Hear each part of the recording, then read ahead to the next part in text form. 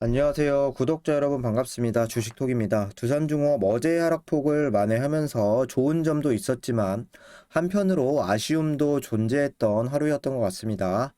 러시아발 악재로 인해서 두중이 수혜를 볼 수 있는 기회가 될 수도 있고 원전 산업계에 또 위협이 될 만한 부분도 같이 공존하고 있는 것 같습니다.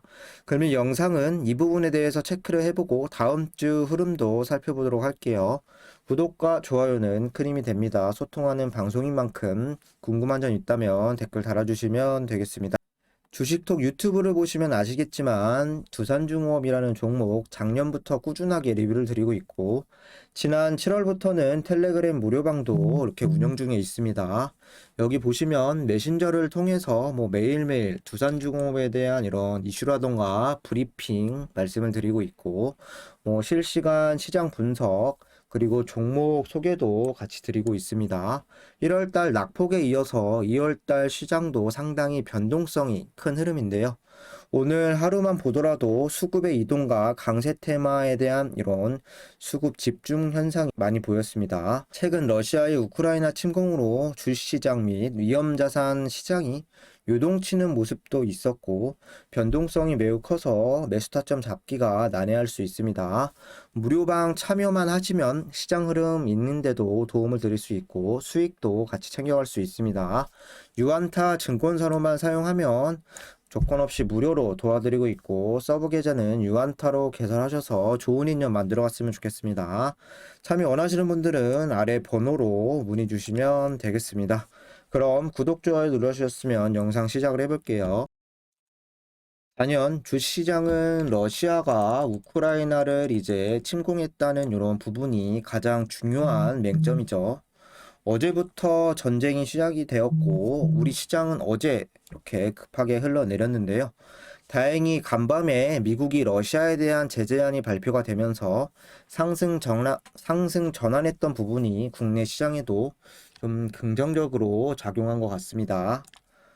여전히 러시아는 우크라이나를 강하게 좀 밀어붙이면서 수도까지 빠른 시일 안에 점령을 하겠다. 그리고 오늘 밤 총 공격을 하겠다. 여전히 긴장 상태에 놓여 있습니다. 전쟁에서 수도를 점령한다는 건 전쟁이 끝났다라고도 볼 수 있겠는데요. 주시장 결론이 나지 않는 한 우크라이나 사태에 대한 이런 긴장감은 계속될 수 있고 또 3월 달에 FOMC에서 50bp 금리 인상에 대한 가능성도 또 대두가 되면서 부담으로 자리하고 있습니다. 오늘 하루만 보더라도 시장에 대한 수급은 강세 섹터로 옮겨다니기 바빴습니다. 초반에는 어제 급등했었던 유가 상승 관련주들 그리고 가스 관련 종목들이 급락으로 시작을 해서 중간에 다시 급등, 막판에는 또 급락으로 마무리하면서 전쟁 속보에 따르는 수급의 변화도 좀 많았습니다.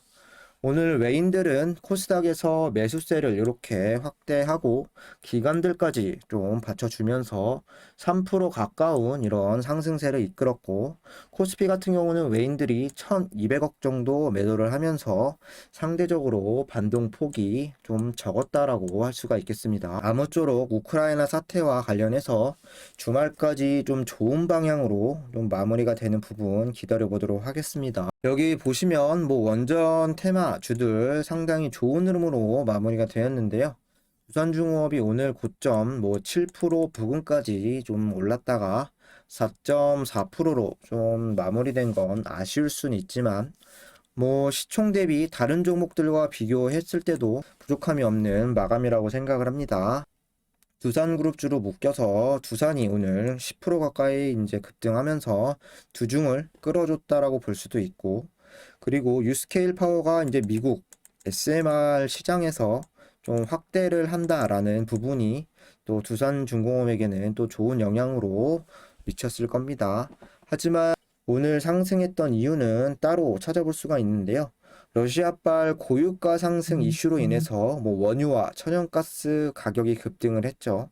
그러면서 풍력이라던가 태양광, 원전 등등 클린 에너지로서 전환 속도를 가속할 수 있다는 이런 기대감이 반영이 되었고 두산중공업 같은 경우는 여기에 모조리 포함이 되어 있습니다. 이어서 뉴스를 보면서 러시아발 악재로 인해서 주중에게 기회가 될 수 있는 부분과 위협적인 부분 좀 체크를 해볼게요. 여기 보시면 푸틴의 목줄 잡힌 이유, 프랑스는 원전 어게인, 독일은 답없는 탈원전, 유럽 에너지 시장에 새로운 분위기가 감지되고 있다. 천연가스 가격이 급등하면서 시장은 주된 공급원인 러시아를 의심에 찬 눈으로 바라보기 시작했다. 설상가상으로 북해 바람이 멈췄다. 풍력 발전량은 급속히 떨어졌고 에너지 위기는 다시 화두로 등장하고 녹색 전환의 포스터 뒤에서 여러 에너지원의 새로운 균형점 찾기를 시작했다. 이 상황에서 프랑스의 신규 원전 건설 발표는 후쿠시마 사태 이후 지속되어 온 유럽 탈원전 논의의 방향을 바꾸는 전환점이 될 것으로 전망이 되고 EU 텍소노미에 원자력이 포함된 것도 이 같은 선회가 일시적이 아님을 확인시켜줬다. 프랑스 2015년 원전 의존도를 70%에서 50% 줄였지만 원자력 대안 못 찾고 다시 원전으로 복귀. 마크롱 68조 들여 신규 원자로 6기 건설. 탄소 저감 원전 경쟁력 확보 동시에 챙기고 EU 각국도 상황에 맞춰서 원자력 자율성을 인정하기 시작을 했다. 원전 주도국으로서 프랑스의 위상은 2010년대에 흔들리기 시작했다. 후쿠시마 사고 이후로 전 세계적으로 원전 시장이 위축되면서 유럽의 탈원전 흐름도 거세졌다. 2015년 원전 의존도를 70에서 50%로 낮추기로 결정했고 노후화된 원자로 12기 폐쇄 방침도 발표가 되었다. 이렇게 프랑스 원자력의 전성기는 지나가는 것처럼 보였다. 그러나 원자력의 대안은 쉽게 찾아지지 않았다. 프랑스의 원자력 비중 축소 계획은 오는 2025년 이후로 연기를 했고 2020년 접어들면서 새로운 원전 정책 기조가 틀을 갖추기 시작했다. 마크롱 대통령은 2월 68조를 투자해 2050년까지 신규 원자로 6기를 건설하겠다는 계획을 발표했고 최대 14기까지 확대될 수 있음을 시사했고 또 소형 모듈 원전에 투자해 2030년까지 모델 개발하는 동시에 폐기물 처리 기술을 개선하기로 했다. 40년에서 50년으로 또 노후 원전의 수명도 가능해졌다. 독일 보시면 견고한 탈원전 기조 속 연내 원전 폐쇄, 우크라 사태 에너지 완보 불안감을 키웠고 가스 공급 중단 우려에 원전의 필요성이 더 커졌다. 독일은 견고한 탈원전 기조를 유지하기 위해 2022년 원전을 폐쇄할 예정이다. 그러나 탈원전은 재생에너지뿐만 아니라 화석연료 비중과 탄소 배출을 단기적으로 증가시켰다. 녹색당은 재생에너지 비중을 2030년까지 50%에서 80%로 늘리는 방안을 추진하고 있으나 에너지 가격 인상을 제한하는 정책과 상충할 우려가 있다. 또한 천연가스 공급 확대를 위해 추진했던 러시아와의 갈등 상황으로 개통은 불확실해졌고 외교적 위상의 약화와 더불어 가스 한쪽 손이 묶인 독일은 우크라이나 위기에서 기대했던 중재 역할을 본격적으로 수행하지 못했다. 러시아 우크라이나 사태는 유럽의 에너지 안보 문제를 다시 전면으로 끌어올렸고 혈관처럼 우크라이나를 가로지르는 가스 파이프 라인은 전쟁과 공급 중단에 대한 불안을 증폭시켰다. 주력 에너지원을 외부에 의존했을 때 발생하는 위험성도 상존하고 재생에너지 공급이 가까운 미래에 충분히 안정적으로 이루어질지에 대한 불안이 가시지 않은 상황에서 또 원자력 에너지 필요성이 유럽 내에 새로 제기되고 있다. 원전을 유지하려는 회원국들은 기술적, 제도적으로 해볼만하다는 이런 입장을 밝히고 있다. 잘 아시겠지만 전쟁이 나기 전부터 러시아 그리고 EU로 연결되어 있는 가스 이 부분에 대해서 좀 공급 문제가 계속되고 있습니다. 그러면서 가스 가격이 오르고 이번에 우크라이나 이런 전쟁으로 가스 가격은 피크를 치고 있습니다. 그러면서 공급 문제가 또다시 불거지면서 신재생 에너지 쪽과 유럽 같은 경우는 원전으로 회계가 더욱 빨라질 수 있겠다라는 내용인데요. 프랑스 같은 경우는 원전 의존도를 줄였지만 다시 원전 복귀를 주도하고 있는 국가고 천연가스를 찬성했던 독일은 가스 중단 우려에 원전의 필요성을 분명히 느끼고 있을 겁니다. 원전으로의 이런 복귀와 탈원전 국가들도 원전 이외에는 대안이 없다는 걸 다시 이번 전쟁으로 인해서 수면 위로 올라왔기 때문에 좀 주중에게는 이런 부분들이 기회가 좀 될 수 있다라고 보시면 되겠습니다. 이어서 좀 보시면 러시아 무차별 공격 원전 터지면 어쩌나 러시아 체르노빌 점령 러시아군이 체르노빌 원전을 점령한 것으로 알려졌다. 러시아군이 우크라이나 북부 벨라루스를 통해 남쪽으로 진군하면서 체르노빌 원전을 점령했다고 밝혔다. 2000년 이후 모든 원자로 가동이 완전히 중단된 체르노빌 원전은 벨라루스와 국경에서 남쪽 우크라이나 수도 북쪽으로 약 100km 정도 떨어져 있다.